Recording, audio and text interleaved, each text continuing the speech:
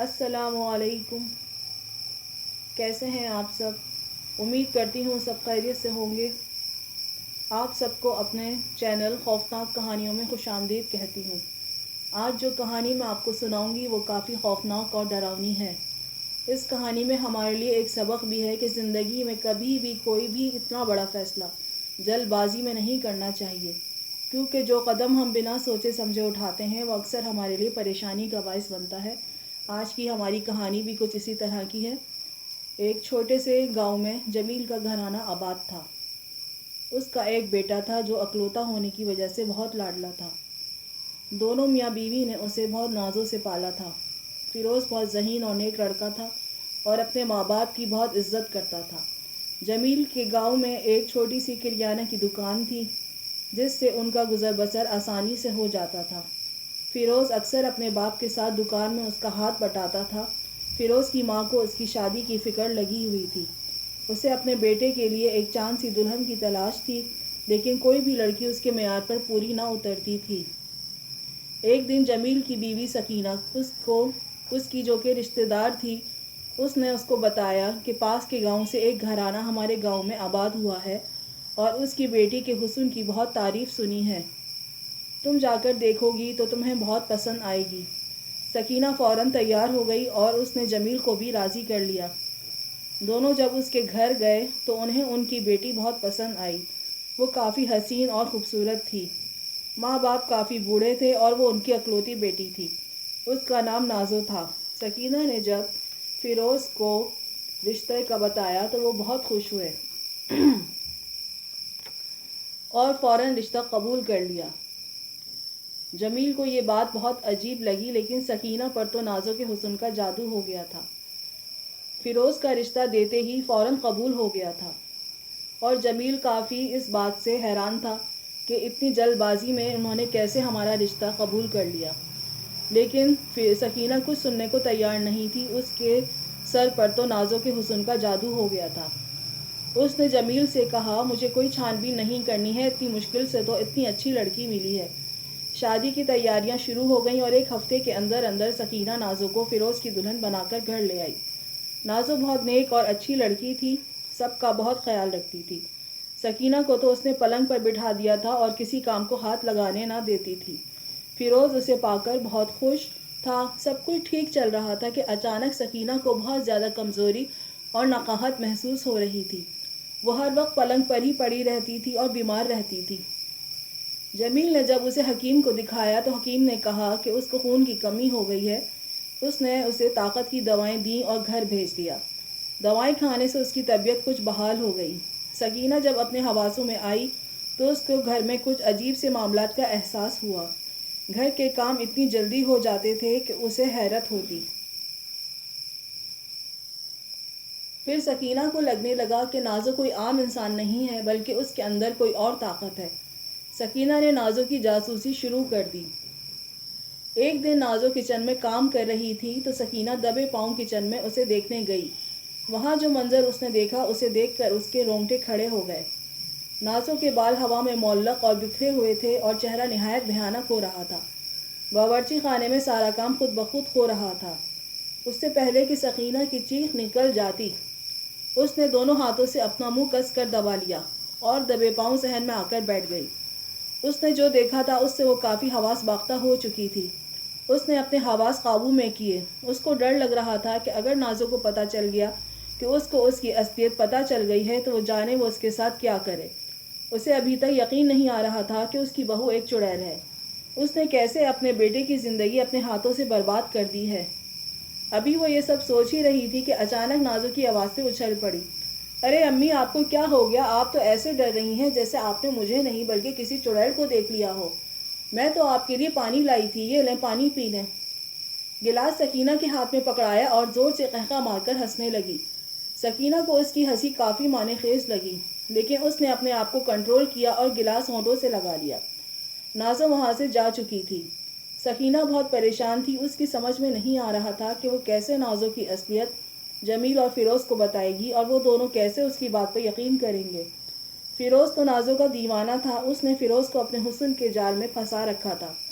جب دونوں باپ بیٹا گھر آئے تو سکینہ کی ہمت نہ ہوئی کہ کوئی بھی بات کرے۔ اس کو تو ہر طرف نازو کی بڑی بڑی لال آنکھیں خود کو گھورتی ہوئی محسوس ہو رہی تھیں۔ رات کا کھانا کھا کر سب سونے چلے گئے۔ جمیل بہت تھکا ہوا تھا، لیٹتے ہی سو گیا۔ سکینہ کو نیند نہیں آ رہی تھی۔ نازو کے بارے میں سوچتے سوچتے نہ جانے کب اس کی آنکھ لگ گئی۔ اچانک اسے اپنا دم گھٹتے ہوئے محسوس ہونے لگا۔ سینے پر بھی بہت بھاری بوجھ محسوس ہو رہا تھا۔ اس کی سمجھ میں نہیں آ رہا تھا کہ اس کے ساتھ کیا ہو رہا ہے۔ اس نے اپنی آنکھیں کھولیں اور دیکھنے کی کوشش کی تو یہ دیکھ کر اس کے اوزان خطا ہو گئے کہ نازو چڑیل اس کے سینے پر بیٹھی دونوں ہاتھوں سے اس کی گردن دبا رہی ہے۔ اس کا چہرہ نہایت خوفناک ہو رہا تھا۔ وہ اپنی لال لال آنکھوں سے اسے گھور رہی تھی اور ساتھ بڑبڑا رہی تھی کہ آج میں تجھے نہیں چھوڑوں گی، تو مجھے میرے فیروز سے دور کرنا چاہتی ہے، میں تجھے مار دوں گی۔ سکینہ جنبش بھی نہیں کر پا رہی تھی۔ اسے لگا کہ اب وہ نہیں بچے گی، لیکن اسی اسنا میں فیروز کی زور زور سے آواز آنی شروع ہو گئی۔ وہ نازو کو آواز لگا رہا تھا، نازو نازو کہاں ہو تم؟ نازو چڑیل ایک جھٹکے سے سکینہ پر سے ہٹی اور ہوا میں غائب ہو گئی۔ یہ سب کچھ اتنا بھیانک تھا کہ سکینہ برداشت نہ کر پائی اور اس نے زور زور سے رونا اور چیخنا شروع کر دیا۔ جمیل گھبرا کر سوتے سے اٹھ بیٹھا اور سکینہ کے پاس آ کر پوچھنے لگا کہ اسے کیا ہوا ہے۔ فیروز بھی آ گیا تھا اور نازو بھی اس کے ساتھ تھی۔ اس کا چہرہ بالکل نارمل تھا، جیسے کچھ بھی نہ ہوا ہو۔ سکینہ کی برداشت سے باہر ہو گیا تھا۔ اس نے فیصلہ کر لیا تھا کہ کچھ بھی ہو اس بلا سے جان چھڑانی ہے۔ اس نے سب کو بتایا کہ اس کی طبیعت بہت خراب ہے، اس کا دم گھٹ رہا ہے اور سانس لینے میں بہت تکلیف ہو رہی ہے، اس کو علاج کی ضرورت ہے۔ جمیل اور فیروز نے اسے تسلی دی کہ صبح ہوتے ہی وہ اسے حکیم کے پاس لے کر جائیں گے اور وہ ٹھیک ہو جائے گی۔ سکینہ نے کہا اسے نیند نہیں آ رہی ہے، صبح کے 4 بجنے والے تھے۔ اس نے جمیل اور فیروز کو اپنے پاس سے جانے نہیں دیا۔ جیسے ہی روشنی ہوئی وہ دونوں اسی گاؤں کے حکیم کے پاس لے گئے۔ حکیم کے پاس پہنچ کر سکینہ نے جمیل اور فیروز کو ساری سچائی بتا دی، کیونکہ گھر میں وہ یہ سب نہیں بتا سکتی تھی۔ پہلے تو دونوں کو اس کی بات پر یقین نہ آیا، لیکن جب حکیم صاحب نے اس کی گردن پر انگلیوں کے لال نشان دکھائے تو وہ دونوں مان گئے۔ مسجد کے پیش امام کے پاس جانے کا فیصلہ ہوا، کیونکہ وہ کافی صاحب علم تھے اور لوگوں کا روحانی علاج بھی کیا کرتے تھے۔ جب ان کو سارا واقعہ بتایا تو وہ کافی پریشان ہو گئے۔ انہوں نے کہا تمہارا پالا ایک نہایت خطرناک اور طاقتور چڑیل سے ہو گیا ہے، وہ اتنی آسانی سے پیچھا نہیں چھوڑے گی۔ فی الحال تو میں تم تینوں کو حفاظت کا تعویذ دے رہا ہوں، اس کو اپنے گلے میں پہن لو، اس کو اتارنا نہیں، وہ تمہیں کوئی نقصان نہیں پہنچا پائے گی۔ یہ میرے بس کی بات نہیں، میں ایک بہت بڑے عامل کو جانتا ہوں، تم ان کے پاس چلے جاؤ، میرا حوالہ دو گے تو وہ تمہارا کام کر دیں گے۔ اس عامل کا گاؤں ایک گاؤں چھوڑ کر تھا۔ جمیل نے اسی وقت جانے کا فیصلہ کیا، کیونکہ وہ گھر واپس جا کر کوئی رسک لینا نہیں چاہتا تھا۔ وہاں پہنچنے میں انہیں 2 گھنٹے لگ گئے۔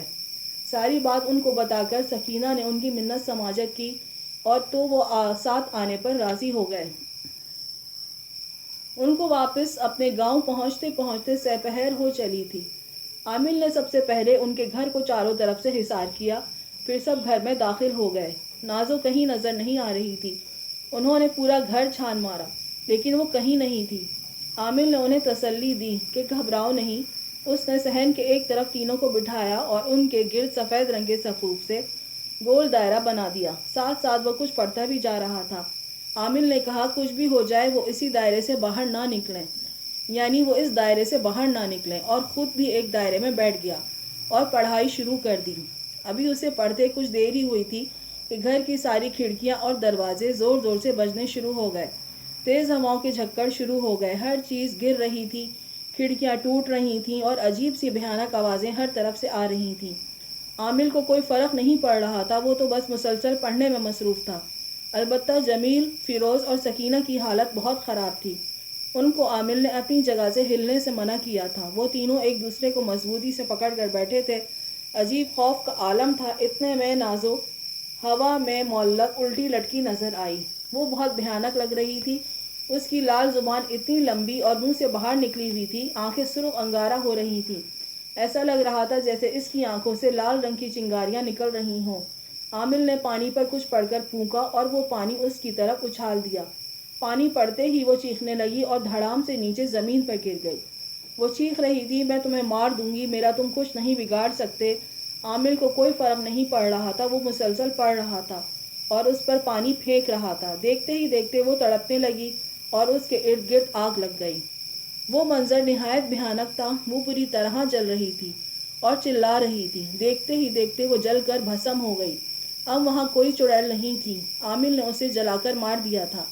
سکینہ اور جمیل عامل صاحب کے بہت شکر گزار تھے کہ انہوں نے ان کو اور ان کے بیٹے کو کس طرح ایک چڑیل کی چنگل سے نجات دلائی۔ مجھے امید ہے کہ میری یہ کہانی آپ کو ضرور پسند آئی ہوگی۔ یہ ہماری آج کی کہانی تھی۔ اگر آپ کو میری ویڈیو پسند آئی ہے تو اس کو لائک کر دیں اور چینل کو ضرور سبسکرائب کر لیجیے گا۔ اگر آپ ہمارے ساتھ اپنے واقعات شیئر کرنا چاہتے ہیں تو ہمارے ای میل ایڈریس اور انسٹاگرام پر بھیجیں، جس کا لنک نیچے ڈسکرپشن باکس میں دیا گیا ہے، اور کمنٹ سیکشن میں اپنا فیڈ بیک ضرور دیجیے گا۔ ملتے ہیں اگلی خوفناک کہانی میں۔ اپنا خیال رکھیے گا۔ فی امان اللہ۔